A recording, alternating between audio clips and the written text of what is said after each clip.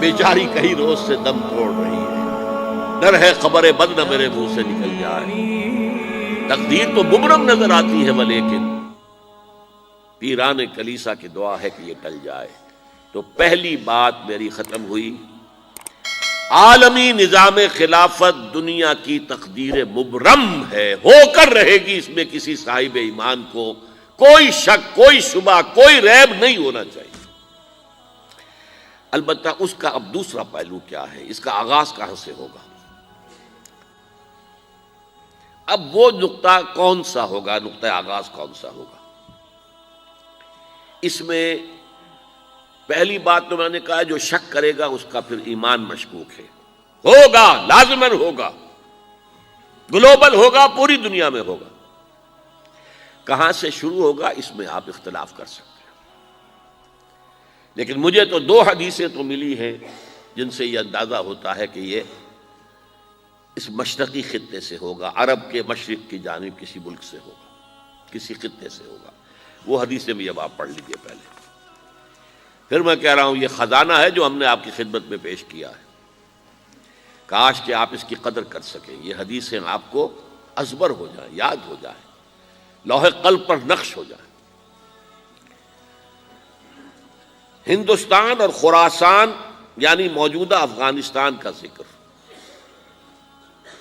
ابن ماجہ کی روایت ہے، عن عبداللہ ابن الحارث رضی اللہ تعالی عنہ قال رسول اللہ صلی اللہ علیہ وسلم یخرج ناس من المشرق یؤتئون للمہدی یعنی سلطانہ، یعنی سلطانہ، دونوں طرح سے پڑھ سکتے ہیں۔ حضرت عبداللہ ابن حارث فرماتے ہیں رضی اللہ تعالی عنہ کہ حضور نے ارشاد فرمایا مشرق کی طرف سے وہ فوجیں نکلیں گی، لوگ آئیں گے جو عرب میں مہدی کی حکومت قائم کریں گے۔ یہ مہدی کون ہوں گے اس کا ذکر میں ذرا بعد میں کروں گا، لیکن نوٹ کر لیجئے کہ مہدی سے پہلے لازماً کسی مشرقی علاقے کے اندر وہ نظام قائم ہو چکے گا، تب وہاں سے فوجیں آئیں گی نا۔ یہ مشرق کون سا ہے؟ عرب کے مشرق میں آپ چلیے، ایران بھی آ جائے گا، افغانستان بھی ہے، پاکستان بھی ہے، اور اگر اسے اور توسیع دیں تو ہندوستان بھی ہے۔ یہ ہے عرب کا مشرق، اس سے فوجیں جائیں گی۔ اس کا کیا مطلب ہے کہ اس میں سے کسی جگہ پر نظام خلافت پہلے قائم ہو جائے گا تاکہ وہاں سے فوجیں جائیں گی جو جزیرہ نما عرب میں حضرت مہدی کی حکومت کو قائم کریں گی۔ اب دوسری حدیث سنیے، یہ سنن ابن ماجہ کی حدیث تھی جو میں نے آپ کو سنائی، آپ نے پڑھی۔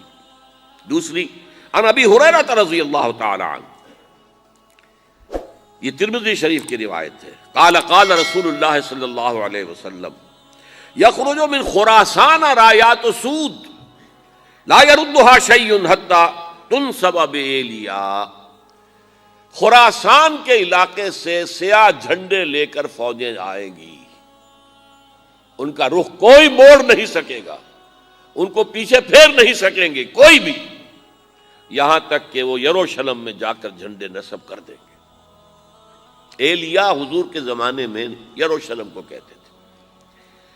یہ یروشلم تھا جب حضرت سلیمان کی حکومت تھی اور یہاں پر معبد سلیمانی، ہیکل سلیمانی قائم ہوا، پھر یہ یروشلم ہی رہا ہے تاریخ میں، یہاں تک کہ سن 70 عیسوی میں جب ٹائٹس رومی جنرل نے اس کو گرایا، ختم کیا، سیکنڈ ٹیمپل گرا دیا، اور یہاں سے یہودیوں کو کہا نکل جاؤ، یہاں سے کوئی یہودی باقی نہیں رہا، بالکل تہو بالا برباد کر دیا۔ اس کے کوئی 150 سال بعد ہیڈریان، رومن ایمپرر ہیڈریان، اس نے پھر دوبارہ آباد کیا اس شہر کو۔ 150 سال تک یہ بالکل بنجر اور بالکل غیر آباد پڑا تھا۔ اب ہیڈریان نے جب آباد کیا تو اس کا نام ایلیا رکھا، اب یروشلم نام نہیں تھا، تو حضور کے زمانے میں پھر اس کا نام ایلیا تھا۔ اور اب اس سے کیا معلوم ہو رہا ہے کہ یہ یروشلم مسلمانوں کے قبضے سے اس وقت نکلا ہوا ہوگا، ایک دفعہ پہلے نکلا تھا، سن 1099 عیسوی میں مسلمانوں کے ہاتھ سے نکلا، کروسیڈرز عیسائیوں نے آ کر اس کو قبضے میں کیا، لاکھوں مسلمانوں کو مارا، قتل کیا۔ اس کو 1187 عیسوی میں واپس لیا ہے۔ کس نے لیا ہے؟ صلاح الدین ایوبی، کرد۔ عرب کھوکھلے ہو چکے تھے، عربوں نے کھویا، واپس نہیں لے سکے۔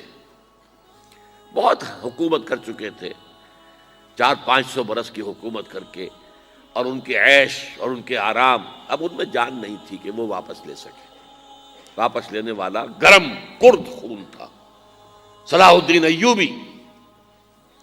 تو گویا کہ اب آپ سمجھئے کہ 88 برس تک عیسائیوں کا قبضہ رہا یروشلم پر۔